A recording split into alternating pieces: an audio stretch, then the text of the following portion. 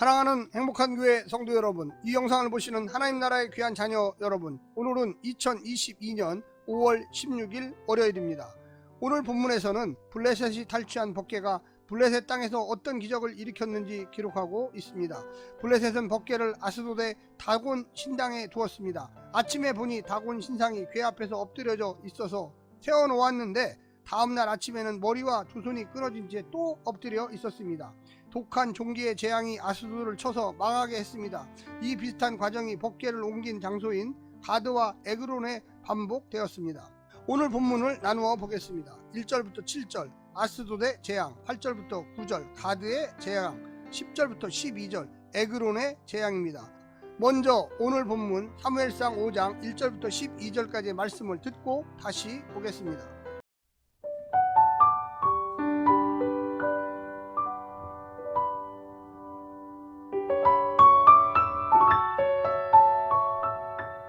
사무엘상 5장. 블레셋 사람들이 하나님의 궤를 빼앗아 가지고 에벤에셀에서부터 아스돗에 이르니라.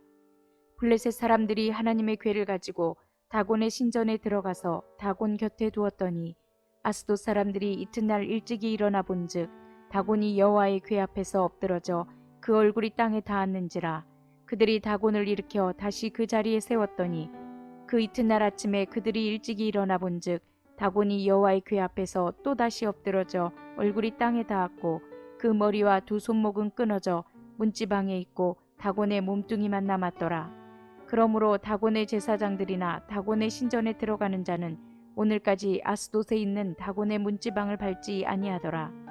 여호와의 손이 아스돗 사람에게 엄중히 더하사 독한 종기의 재앙으로 아스돗과 그 지역을 쳐서 망하게 하니 아스돗 사람들이 이를 보고 이르되 이스라엘 신의 궤를 우리와 함께 있지 못하게 할지라. 그의 손이 우리와 우리 신 다곤을 친다 하고 이에 사람을 보내어 블레셋 사람들의 모든 방백을 모으고 이르되 우리가 이스라엘 신의 궤를 어찌하랴 하니 그들이 대답하되 이스라엘 신의 궤를 가드로 옮겨가라 하므로 이스라엘 신의 궤를 옮겨갔더니 그것을 옮겨간 후에 여호와의 손이 심히 큰 환난을 그 성읍에 더하사 성읍 사람들의 작은 자와 큰 자를 다 쳐서 독한 종기가 나게 하신지라.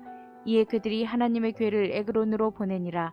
하나님의 궤가 에그론에 이른즉 에그론 사람이 부르짖어 이르되 그들이 이스라엘 신의 궤를 우리에게로 가져다가 우리와 우리 백성을 죽이려 한다 하고 이에 사람을 보내어 블레셋 모든 방백을 모으고 이르되 이스라엘 신의 궤를 보내어 그 있던 곳으로 돌아가게 하고 우리와 우리 백성이 죽임 당함을 면하게 하자 하니 이는 온 성읍이 사망의 환난을 당함이라.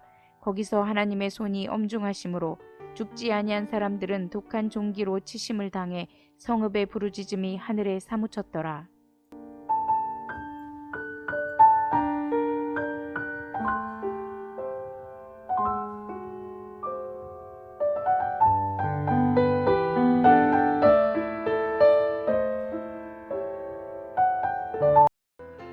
이스라엘은 패했지만 법궤는 패하지 않았습니다. 법궤는 자신만의 전쟁을 수행하는데 가는 곳마다 이스라엘의 원수를 심판하고 승리했습니다. 블레셋이 섬기는 중요한 신은 다곤입니다. 이 신의 이름은 곡식을 뜻하는 세모 다간에서 유래했을 것입니다. 다곤 신은 곡식의 신이며 풍요와 다산의 신입니다. 블레셋의 주요 도시들은 아스돗, 아스글론, 가사, 에글론, 가드인데 그중 북쪽의 세 도시가 법궤로 인해 겪은 재앙이 5장에 기록되어 있습니다. 오늘 본문을 네 부분으로 나누어 자세히 설명드리겠습니다. 첫 번째, 우상 곁에 둔 하나님의 궤.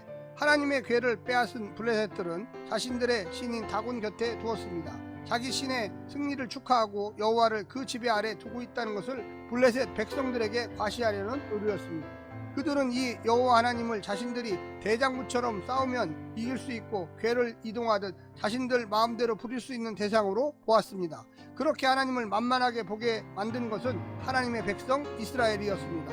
두 번째는 궤 앞에 엎드린 다곤 신상. 아스돗 사람들은 다음날 다곤 신상이 법궤 앞에서 땅에 얼굴을 대고 엎드려져 있는 것을 보았습니다. 흡사 여호와께 경배하거나 굴복하는 동작처럼 보였습니다. 다음날은 더 심각했습니다. 손목과 머리가 잘린 채 널브러져 있었습니다. 전쟁에서 패한 신 같았고 여호와께 희생제물로 바쳐진 것 같았습니다. 다곤신은 넘어지면 누군가 세워줘야 일어날 수 있는 돌덩어리에 불과했습니다. 돌덩어리에 불과했습니다. 그들은 법궤를 빼앗았다고 생각했겠지만 하나님은 적진 한가운데로 들어가서 당신께서 친히 블레셋과 전쟁하고 계셨습니다. 세 번째는 독한 종기로 보낸 하나님의 손.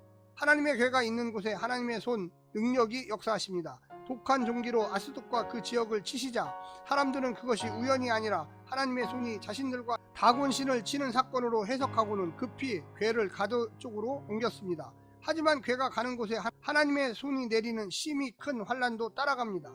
손목이 잘린 다곤신과 달리 하나님께서는 강한 손과 편팔로 자기 백성을 애굽에서 인도해 내셨던 능력으로 심판하신 것입니다.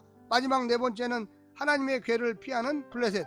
가드 사람들은 궤를 에글론으로 보냈지만 에글론 사람들은 이 궤가 다른 도시들에서처럼 자신들의 지역에도 죽음을 가져올 것을 알고 원래 있던 곳 이스라엘로 돌려보내기로 결정합니다. 그들은 어제까지 승리를 주었던 자신의 신 다곤에게는 단 한마디 구원을 호소하는 기도도 하지 않았고 하나님을 인정하지도 않았습니다. 하나님의 궤만 제거하면 재앙도 환란도 사라질 것이라고 여겼던 것입니다. 하지만 하나님의 손이 임하여 죽지 않은 사람들을 독한 종기로 치셨습니다. 살아계신 하나님의 놀라운 능력을 찬양합니다. 우리가 이 땅에 사는 동안 하나님께서는 우리를 보호하고 계십니다.